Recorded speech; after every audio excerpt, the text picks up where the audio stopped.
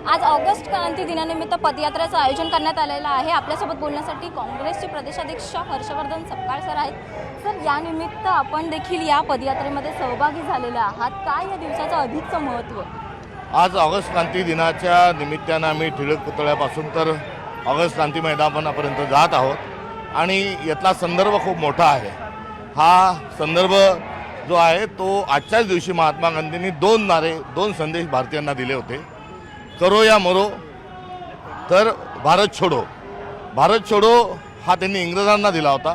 जे इंग्रज हे आपल्याला गुलामगिरीत ठेवत होते आणि हुकुमशाही पद्धतीने वागत होते, तर आपल्या देशाला लुटत होते।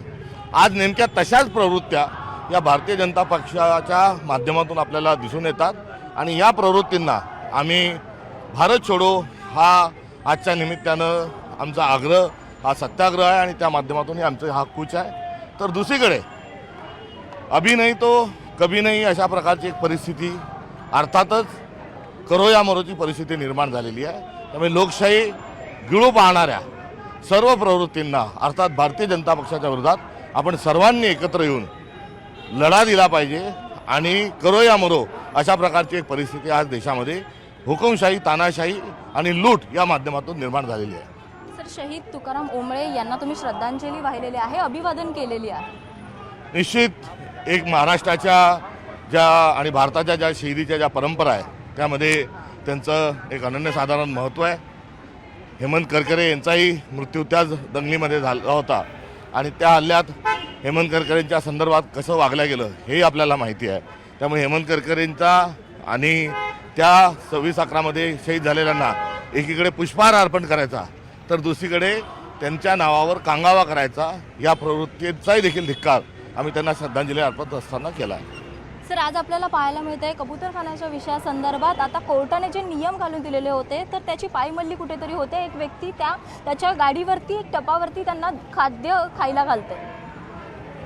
आपल्या देशात वेगवेगळ्या तेढ निर्माण करण्याचे काम हे भारतीय जनता पक्ष करत आहे। कुठेतरी हा कबूतरखान्याच्या विषयाच्या अनुषंगानं सरकारचा हा कबूतर जिहाद हा असण्याची शक्यता ही नाकारता येत नाही।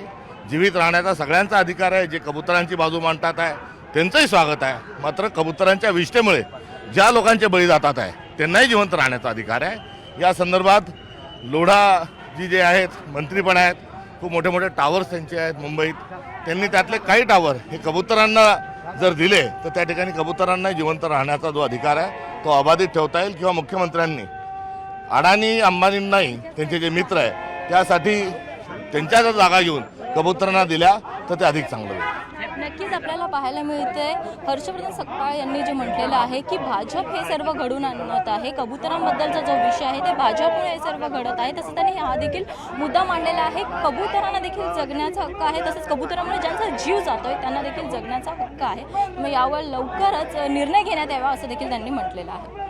व्हिडिओ जर्नलिस्ट उमेश गोविलकर सह स्नेहा जाधव, न्यूज 18 लोकमत, मुंबई।